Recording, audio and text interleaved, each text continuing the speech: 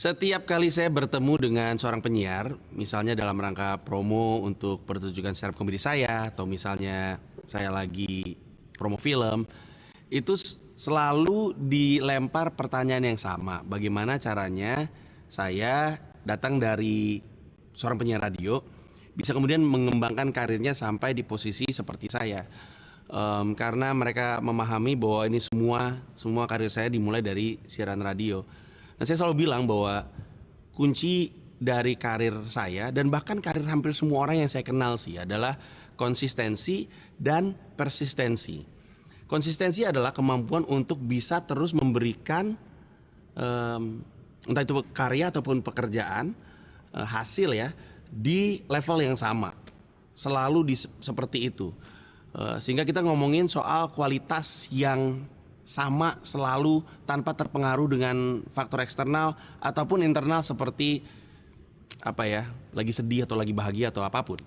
Persistensi adalah kemampuan untuk kita sampai ke titik yang kita inginkan kendati pun ada begitu banyak halangan dan rintangan.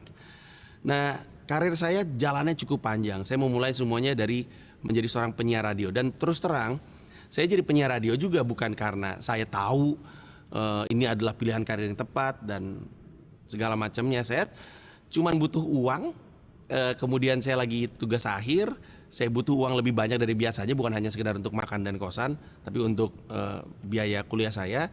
Kemudian saya selalu ngelihat penyiar gayanya keren. Saya pikir gajinya gede dong. Ternyata waktu saya masuk gaji saya 5.000 sejam.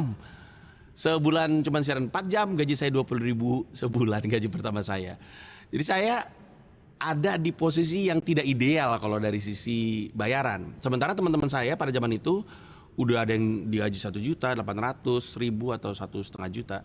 Nah, tapi saya ada di situ karena saya mencintai apa yang saya kerjakan dan saya percaya ujungnya akan panjang. Saya memang butuh untuk belajar banyak bagaimana caranya berbicara dan menyentuh hati orang.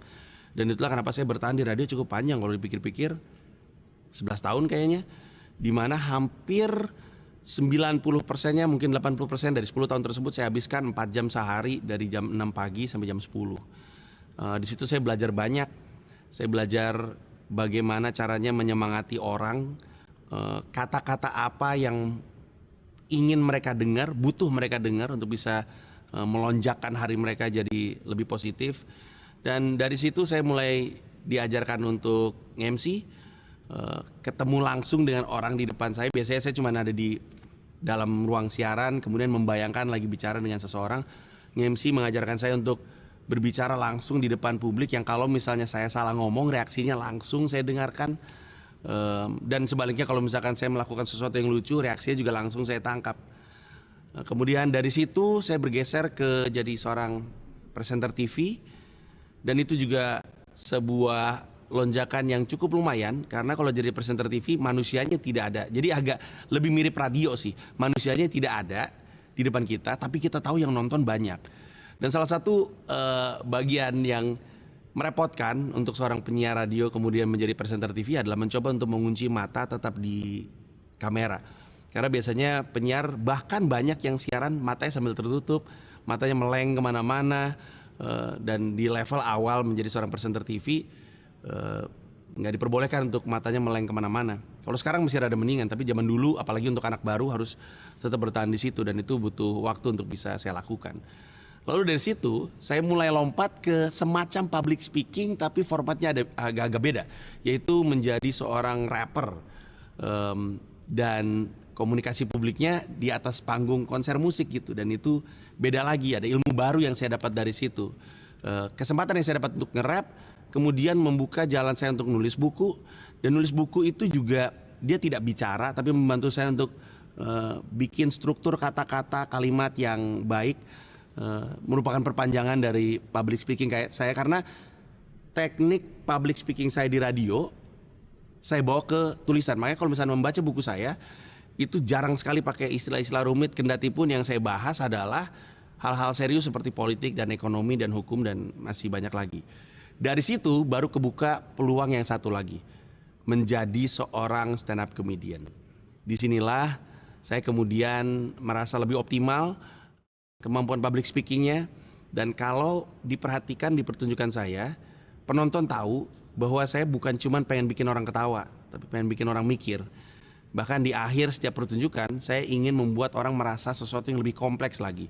Hampir di setiap akhir pertunjukan stand up saya, ada namanya epilog, di mana saya mencoba untuk memberikan pesan yang tidak ada kaitannya dengan pertunjukannya, biasanya didesain untuk menyemangati orang yang nonton. Dan sejak itu sampai dengan hari ini, saya bertahan di ranah bicara di depan publik sebagai pilihan karir, termasuk bahkan ketika saya menulis, menyutradarai, dan main film. Karena itu disiplin ilmunya serupa, hanya saja bentukannya yang berbeda. Nah di perjalanan semua ini kendala tuh ada, cuman kayaknya keinginan saya untuk, atau mungkin kecintaan saya terhadap bidang ini membantu saya untuk tetap berjalan, terus ada di jalur yang sama kendati pun permasalahan datang dari kanan dan kiri. Dan itulah bagi saya ya, aspek yang paling saya suka adalah persistensi. Saya rasa itu terpenting dalam membangun karir.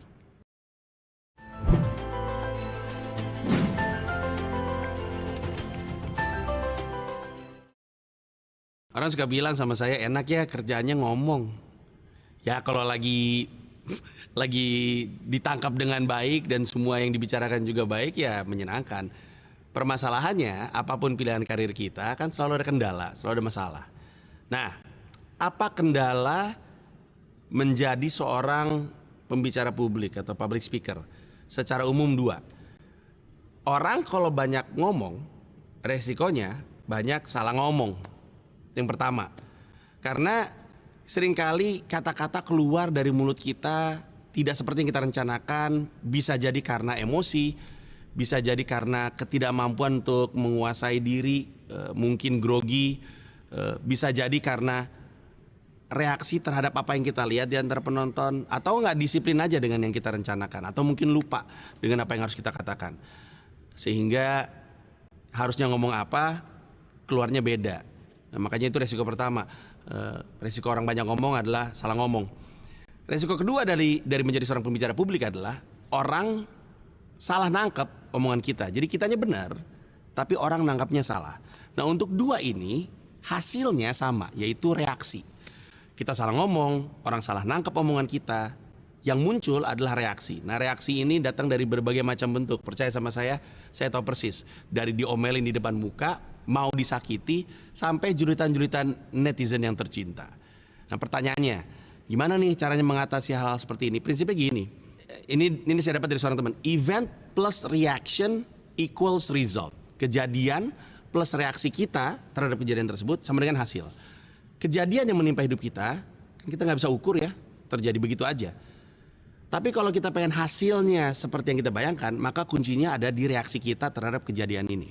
Kalau emang salah ngomong, ya minta maaf. Saya cukup kaget betapa banyaknya orang sulit sekali untuk minta maaf aja gitu, untuk bilang maaf saya salah ngomong gitu. Saya tidak bermaksud untuk menyakiti perasaan orang, saya minta maaf. Kalau ternyata salah tangkap, resikonya adalah bersedia untuk diskusi, bersedia untuk menjelaskan. Makanya saya selalu bilang, semua orang bebas ngomong apapun, bebas selama dia siap bertanggung jawab terhadap omongannya. Karena kalau dia nggak mau bertanggung jawab, kelak dia dimintain pertanggungjawaban dan dia nggak bisa kabur dari situ. Kita bisa aja nge-tweet sembarangan kita mau, merasa kita lagi di kota apa yang kita omongin di kota lain. Tapi ketika tiba-tiba orang yang di depan kita kemudian dicecer, itu sering banget terjadi. Nah, itu adalah permasalahan secara umum orang yang berbicara di depan publik, dan itu adalah resiko-resiko yang kita mesti sadari bahwa itu ada setiap kali kita mau bicara di depan banyak orang.